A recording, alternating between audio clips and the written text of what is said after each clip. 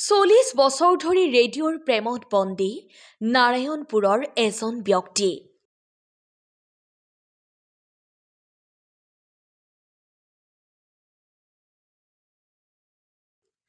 নাম জীৱন বৰা।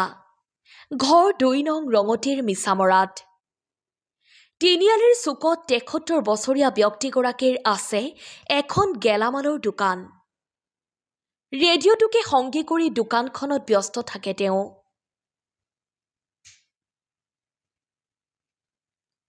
পুৱা গধূলি ৰেডিঅ'ৰ অনুষ্ঠান উপভোগ কৰিবলৈ তেওঁৰ দোকানখনলৈ আহে অঞ্চলটোৰ বহুকেইজন লোক। 62 চনৰ চীনা যুদ্ধৰ সময়ৰ পৰাই ৰেডিঅ' শুনি আহিছে তেওঁ। বিগত 40 বছৰ ধৰি ৰেডিঅ'ৰ প্ৰেমত বন্দী ব্যক্তিজনে কিবা কাৰণত মৰমৰ ৰেডিঅ'টো বেয়া হ'লে মনত বৰ কষ্ট পায়। আজি বিশ্ব ৰেডিঅ' দিৱসৰ দিনটোতেই তেওঁ ৰেডিঅ'টোৰ বিষয়ে কি ক'লে শুনকচোন।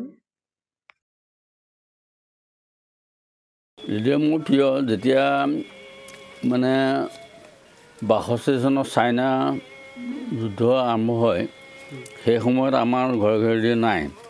সেই সময়ত চৰকাৰৰ পক্ষৰ পৰা এটা ডাঙৰ ফিলিপছ ৰেডিঅ' দিছিলে। সেইটো ৰেডিঅ'ত এটা ছাউণ্ড বক্স দিছিলে। সেই ছাউণ্ড বক্সটো বহুত ওখ বাঁহৰ ওপৰত এৰি দিছিলে গাঁৱৰ মানুহে শুনিবৰ কাৰণে। সেই ছাউণ্ড বক্সৰ পৰা তাত ৰেডিঅ' প্ৰায় 3 মান বজাৰ পৰা আৰম্ভ কৰি বিভিন্ন অনুষ্ঠান যিবিলাক অলাগতিয়াল এৰি দি লাগতিয়াল যিখিনি অনুষ্ঠান, যেনেকৈ বাতৰি মেইন আছিলে সেই সময়ত 62 চনত। সেই বাতৰিটো তাৰ পৰা আমি কোনোবা এটা জেগা নিৰ্দিষ্ট জেগাত বহুত মানুহ গোট খাই একেলগে শুনিছিলোঁ।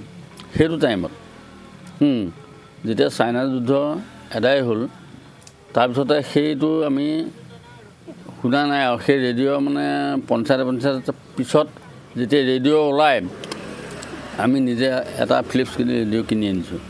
ৰেডিঅ' এতিয়া শুনিয়ে আছোঁ। ৰেডিঅ' মোৰ আছেই, এটা দুটা নহয়, মোৰ এতিয়ালৈকে ৰেডিঅ' প্ৰায় 9টা বেয়া হ'ল। এইটো 10 নম্বৰ। বহুত বছৰ হ'ল মোৰ। 40 বছৰ হৈ গ'ল। 40 বছৰ হ'ল। ভাল লাগে ৰেডিঅ' শুনি। মই ৰেডিঅ' শুনি ভালেই পাওঁ। যিকোনো অনুষ্ঠান দিলেও মই শুনি ভাল পাওঁ। মোৰ লগতে বিভিন্নজন আহে, তেওঁলোকেও শুনি ভাল পায়। কয়হে সুকুবীয়া অনুষ্ঠান যিটো সাতসৰী, সেই সুৰৰ যিটো হেৰি, সেইটো সম্পূৰ্ণ মানে আৰম্ভণিৰ পৰা 12:15 পৰা আৰম্ভ কৰে। সেইটো আমি সম্পূৰ্ণ শুনো আধা ঘণ্টা সময়। কোনোবাই অনুৰোধ কৰে, কোনোবাই তেওঁলোকে গোৱাকৈ শুনিবলৈ ইচ্ছা কৰে। মই মোবাইলত চাই বেয়া পাওঁ আৰু টিভিটো মই নাচাওঁৱেই। ঘৰতে টিভি আছে যদি মই নাচাওঁ। মই টিভি অনুষ্ঠানবিলাক চাই বেয়া পাওঁ।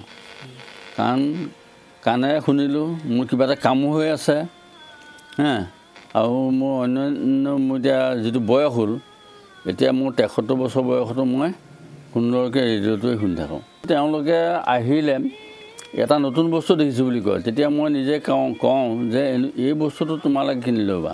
কাৰণ তোমালোকৰ বিভিন্ন ছাইডত বিভিন্ন কথা সাৰুৱা কথা কয় আৰু জ্ঞান দিয়ে। স্কুলৰ পাঠ্যক্ৰমৰ কিছুমান বস্তু পায়। গতিকে এইখিনি যদি লৈ লোৱা, দুটা বস্তু ভাল, শৰীৰৰ চকুৰ কাৰণে ভাল, স্বাস্থ্য ঠিকে থাকিব। তাতে স্বাস্থ্য পৰামৰ্শ দিয়ে বিভিন্ন